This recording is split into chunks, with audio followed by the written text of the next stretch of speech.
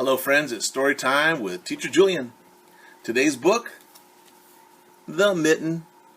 Yes, it is my turn to read this book. First time with Teacher Crystal, second time with Teacher Julian. So this book was adapted and illustrated by Jan Brett, which means that this person wrote the book. Adapted it means that they kind of like heard the story and they're retelling it, and they also illustrated it, which means that they drew these wonderful pictures, all these beautiful animals in a snowy habitat. So, my question for you is, do you remember anything about this book? It's called The Mitten, so we know right off that it is about a mitten. Do you remember whose mitten it was? Yeah, it's a little boy named Nicki. Nicki's Baba, which means his grandma, made the mitten for him. Something happened to it. Do you remember? Well, let's get started, and we're gonna go and find out. The Mitten. It says it's a Ukrainian folklore adapted and illustrated by Jan Brett. The Ukraine is a different country. Once there was a boy named Nicki who wanted his new mittens made from the wool as white as snow. So wool is actually the fur from a sheep, type of animal. If they get the hair, they put it together, they make it into a material, and the material is made into clothes. And in this case, mittens. You can see right here in this picture, this is Nicki's Baba, and she's using this machine right here, and she's making the wool into thread, so she can, right here, there's the ball of thread or yarn, and she'll make the mittens out of it. At first, his grandmother, Baba, did not want to knit white mittens. If you drop one in the snow, she warned, you'll never find it. But Nicki wanted snow white mittens, and finally, Baba made them.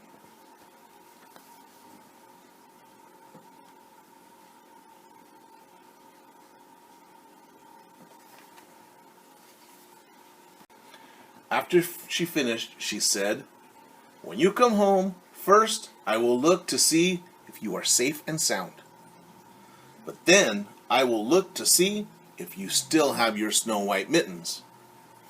So off Nicki went, and it wasn't long until one of his new mittens dropped in the snow and was left behind. Can you see the mitten? Can you see it? Let's get a little closer. How about now? Yeah, you can see it. It's right there. But it's in the snow, the same color.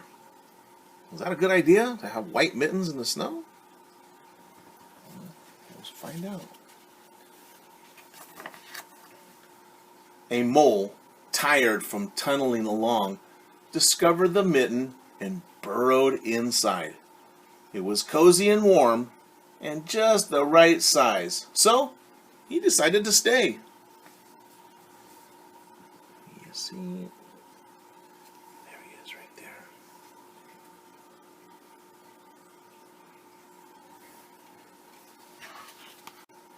A snowshoe rabbit came hopping by. He stopped for a moment to admire his winter coat. It was then that he saw the mitten, and he wiggled in, feet first. The mole didn't think there was going to be room for both of them, but then when he saw the rabbit's big kickers, he moved over.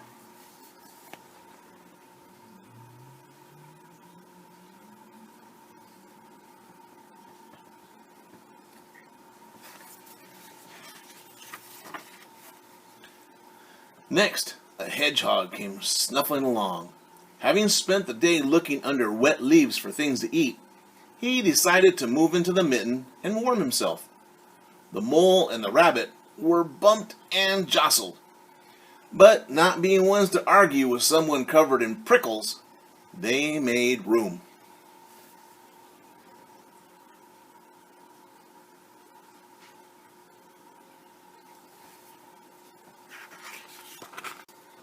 As soon as the hedgehog disappeared in the mitten, a big owl, attracted by the commotion, swooped down.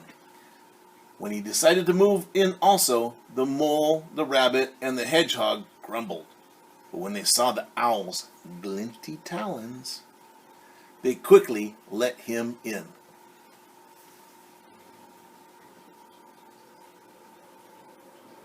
So when they grumbled, it's like, grumble, grumble, grumble. Up through the snow appeared a badger. He eyed the mitten and began to climb in. The mole, the rabbit, the hedgehog, and the owl were not pleased.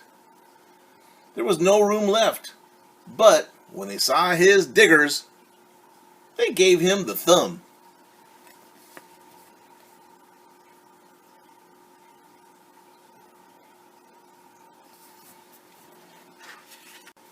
It started snowing, but the animals were snug in a mitten. A waft of warm steam rose in the air, and a fox trotting by stopped to investigate. Just the sight of the cozy mitten made him feel drowsy. The fox poked his muzzle in. When the mole, the rabbit, the hedgehog, the owl, and the badger saw his shiny teeth, they gave the fox lots of room. Is that a good idea?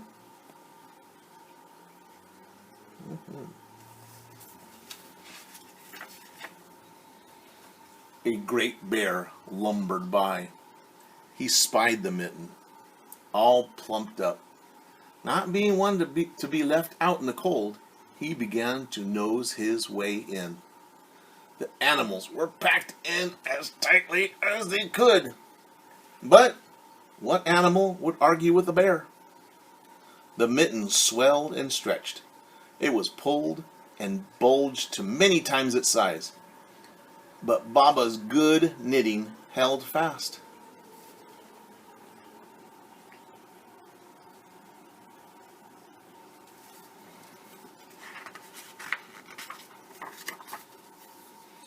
Along came a meadow mouse, no bigger than an acorn. She wiggled into the one space left and made herself comfortable on top of the great bear's nose.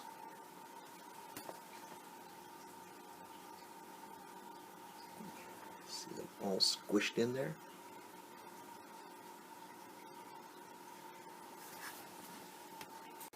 The bear, tickled by the mouse's whiskers, gave an enormous achoo sneeze.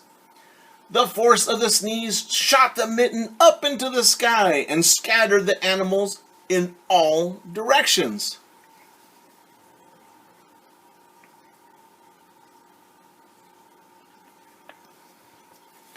Scattered means that they're all spread out. Remember before they were all packed in the mitten? Now they're all spread out and scattered.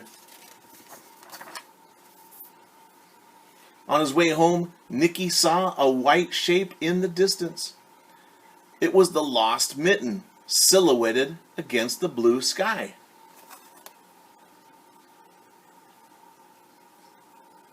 Silhouetted means that you can see it because it's against a different background. When it was against the white background, you couldn't see anything. But silhouetted means it stands out.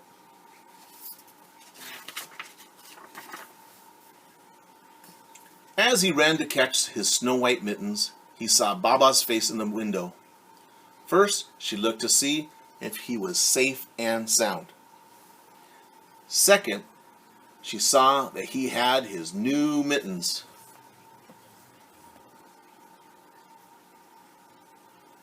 What do you think? Is he safe and sound? Yeah. And does he have his mittens? I would say so. 2 of them. Oops. One right here and one right there. That's 2 mittens.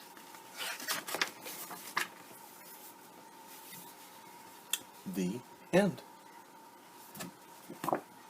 That's the back of the book. So I have a question. This mitten is this big. How did this little mitten get to fit a hedgehog, a fox, a badger, a hare, an owl, a little mouse, and a big bear? How did they all fit in this little mitten? It's small, and they are big. How is that possible? So you know what I was thinking is Nicki goes outside to play, and here he is, goofing around, climbing trees, and here he drops his mitten. It's on the ground. When does he notice that it's missing? I mean, it shows here he's running around, and then he's digging in things, looking in a knot hole in a tree, making snowballs. Has he noticed yet? Digging in things in a just above the fox's den? Not yet. What about here? Sliding around? See, and look, all the animals, they're all climbing into his mitten, which is getting gigantic. Here comes the bear. Little Nicki sightseeing, sitting on a stump. Hey now, look. What is he looking at? I am missing my mitten. That's when the bear is in the mitten. So this whole time, little Nicki's been goofing off. And look, here he is. He goes, I've only got one mitten. When he sneezes, when the bear sneezes, that's when he starts looking for his mitten. And when is that in the story? Yep, right close to the end. And that's when he finds his mitten. He does spend a lot of time playing and not a lot of time looking. So, I also have another question. When Nicki was outside playing, do you think he noticed all these animals around? There is a lot of them, but it seems like he was playing all by himself. Now, another thing is, when Baba said, make sure that you're safe and sound, why? Why does she want him to be safe and sound? Was it because he was all by himself? Was it because she knew that there was animals out there? It's one of those things that adults and parents, they always want you to be safe and sound. Just like me. I want you to be safe and sound in everything that you do. Well, friends, I really enjoyed reading this book, looking at all the different pictures, because I think that the artwork is excellent. So, until next time, I want to say goodbye.